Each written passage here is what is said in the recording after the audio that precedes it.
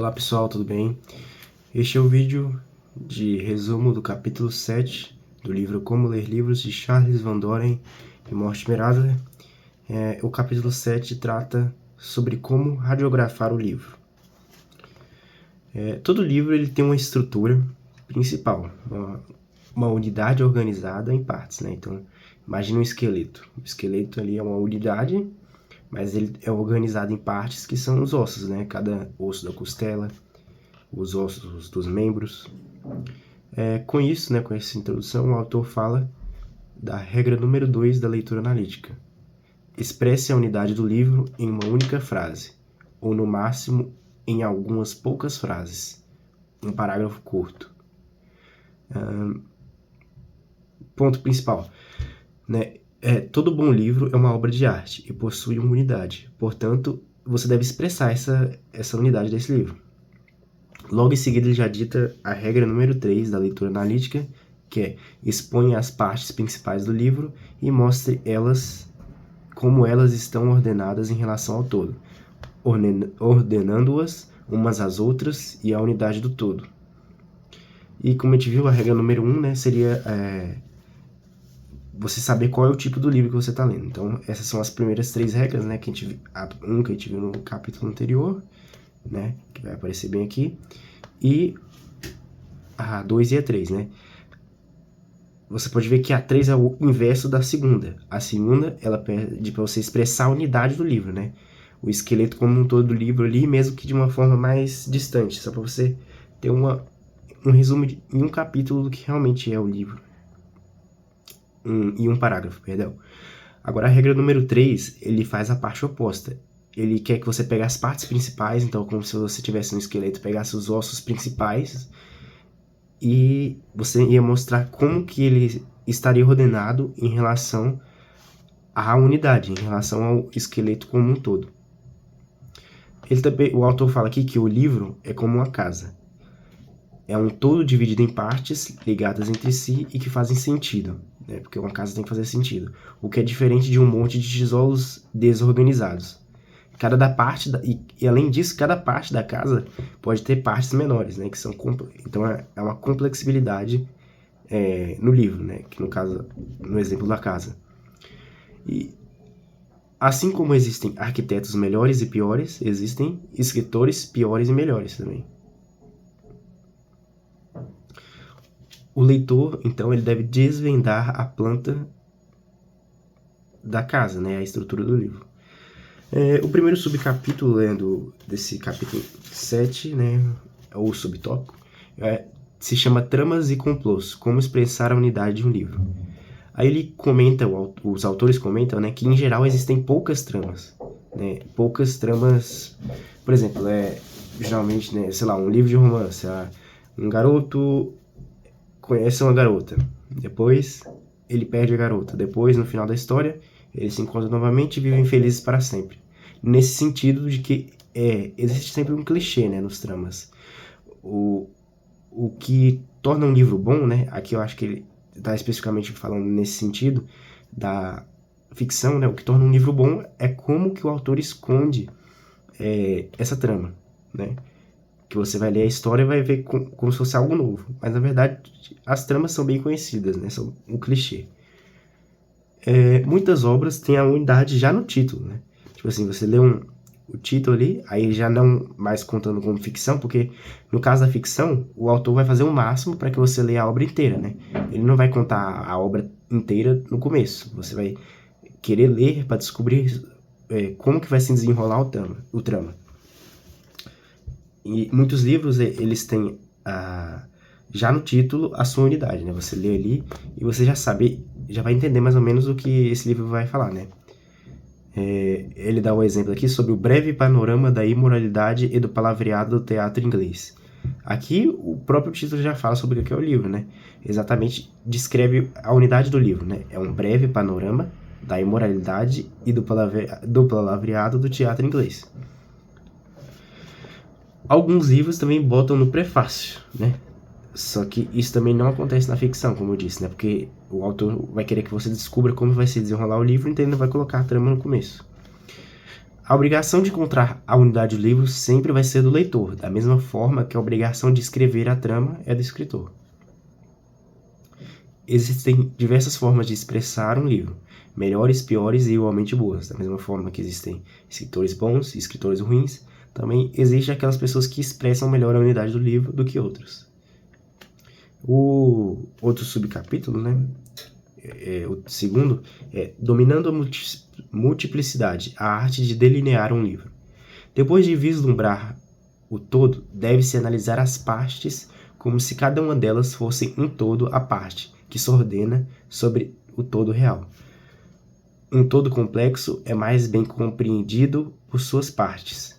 Então, você dividir em partes ajuda você na compreensão do todo, né? Aqui a gente pode ver esse segundo subcapítulo, né? Ele está se referindo à terceira regra, assim como o primeiro subcapítulo está se referindo à segunda regra da leitura analítica, né? Ou seja, a terceira regra, né? Seria você analisar a partir das partes e ver como cada uma dessas partes se ordena em relação ao todo. Ele até fala aqui, ó, uma boa regra, né? Aqui ele não está dizendo que seja outra regra, mas uma dica. É dividir o livro em partes e suas partes em partes, segundo o merecimento de cada livro. Não há necessidade de seguir a divisão do autor, todavia é uma possibilidade, né, também. Ele fala que você deve analisar, né, cada parte como se fosse um todo, né? Porque você analisando cada parte como se fosse um todo, depois ligando ele ao todo real, você vai entender melhor o livro. Aí ele até comenta que os comentários medievais, né, eram algo que era realmente complexo, né, que eles pegavam uma parte, dividiam em partes, e essas partes das partes eles iam dividindo, né, e formavam verdadeiros grandes comentários, né. Para vocês terem uma ideia, né, tem esse aqui, a Catena Áurea de Santo Tomás de Aquino, que é um comentário sobre as Sagradas Escrituras, e aqui ele fala do Evangelho de São Mateus. Cada versículo, vou pegar um aqui para vocês verem. Aqui, ó, capítulo 1, versículo 1. Genealogia de Jesus Cristo, filho de Davi, filho de Abraão. Opa, não tá aparecendo. Aqui. Isso aqui tudo são os comentários, ó. Os comentários tudo sobre um capítulo. Aqui, como vocês podem ver, né? Isso aqui tudo são comentários. Da mesma forma, isso também acontecia com livros de filosofia, Platão, Aristóteles. Enfim, como eu ia dizendo, tem essa questão dos comentários medievais que eram bem profundos, porque eles iam dividindo em partes e partes e partes. Quem fala a estrutura do livro, sem a regra 3, né, que é essa de ver as partes para depois falar a unidade, é como uma criança que não sabe matemática e que diz que 2 mais 2 é igual a 4, né? Você pede para a criança repetir e ela fala 2 mais 2 é igual a 4. Se ela falar 2 mais 2 é igual a 3, não fará diferença, porque ela está chutando, da mesma forma que ela fala que 2 mais 2 é igual a 4. A pessoa que fala a unidade do livro, às vezes ela acerta, né? Porque ela tem uma certa ideia. Só que é como se fosse um chute, ela não sabe realmente a unidade do livro. O terceiro subcapítulo é Ler e Escrever, as artes recíprocas. Enquanto o leitor busca achar o esqueleto do livro, o autor esconde a carne... Enquanto o leitor busca achar o esqueleto do livro, o autor esconde, certo? Então, a carne vai dar a vida ao esboço, mas não deve estar em excesso nem em falta, né? Por que a gente não coloca só o esboço? Porque geralmente as pessoas não conseguem ler o esboço, às vezes fica sem sentido, né? Você colocar apenas o esqueleto do livro, apenas tópicos. Às vezes não dá aquele insight, aquela virada de chave que faz você entender sobre o que o livro está falando. Bons livros têm uma unidade a se achar, clareza na divisão das partes e coerência na ordenação das partes. Então, todo bom livro tem um esqueleto que você tem que achar, tem uma clareza na divisão, né, do esqueleto, né, os ossos ali todos ligados, as escápulas, enfim. A coerência na ordenação das partes. E tudo é funcional, né? O esqueleto é funcional, tem uma coerência. A ficção só pode ser entendida com a leitura do todo. Já alguns livros expositivos têm algumas partes que valem como todos inteiros. Os livros de literatura, você tem que ler toda a história antes de julgar o livro, né? Você vai ter que ler ali para ver se você realmente entendeu.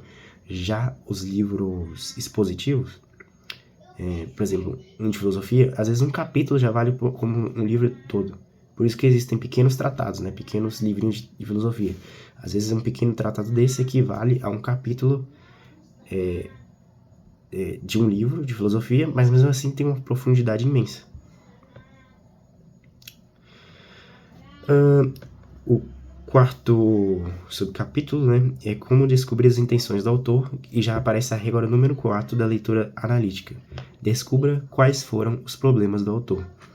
Você deve tentar descobrir qual ou quais perguntas o autor busca responder, bem como suas respostas, né? Se o autor não faz perguntas, ou se faz perguntas complexas, você deverá fazer as perguntas e dividi-las. Vamos supor que é muito complexa, aí você pode dividir as perguntas, ou fazer perguntas mais fáceis, que têm o mesmo valor que essas perguntas complexas. Ou, se não tiver perguntas, você mesmo faz as perguntas. Você deve organizá-las em principais e secundárias. Expressar a unidade de um livro sem saber seu fim só levará a um esforço caótico. Então, na verdade, essas 3 regras que a gente acabou de falar, né? Também tem a primeira, né? Mas a primeira é bem inicial, você tem que classificar sobre o que é o livro. Essas 3 regras você tem que fazer mais ou menos ao mesmo tempo, porque se você expressar a unidade do livro sem saber para que é o livro, é um esforço caótico. Aí na página 108 e 109 existem algumas perguntas que podem ser formuladas enquanto você estiver lendo do livro, página 108 e 109 do livro, que tem algumas adaptações de acordo com o tipo de leitura, né? Aqui. Que tipo de coisa é? Existe algo, por exemplo, um livro sobre a existência de Deus. O que causou sua existência, ou sob quais condições ela pode existir, ou por que ela existe. A quais propósitos serve? Quais as consequências de sua existência? Quais são suas propriedades características e seus traços típicos? Quais suas relações com as outras coisas semelhantes ou diferentes? Como se comporta? Trata-se de perguntas teóricas. E agora as perguntas práticas, porque tem uma divisão aqui que eu não tinha percebido. Quais fins busca? Essas aqui seriam as práticas. Quais fins buscas? Quais meios devem ser escolhidos para determinado fim? Que passos devem ser tomados para atingir esse determinado objetivo e em que ordem? Sob tais condições, qual a coisa certa a fazer? Ou qual a coisa melhor a fazer? Trata-se de perguntas práticas. Enfim, essas são as perguntas, né?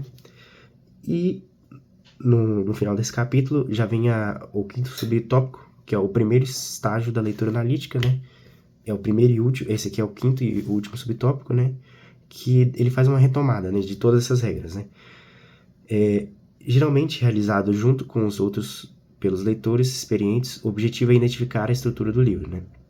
Esse estágio muitas vezes é realizado com os outros estágios que a gente vai ver mais para frente, pelos leitores experientes. Aí aqui embaixo tem uma retomada das regras para você lembrar as regras desse estágio. A primeira regra é classificar o livro, né? Saber o livro que você está lendo, que tipo de livro que é. A segunda regra é expressar a unidade do livro da maneira mais breve possível. A terceira regra é você enumerar as partes principais e ordená-las de acordo com a unidade que você expressou na segunda regra. Defina o problema ou os problemas que o autor busca resolver. Enfim, esse era o vídeo. No próximo vídeo vamos falar sobre o capítulo 8, chegando a um acordo com o autor.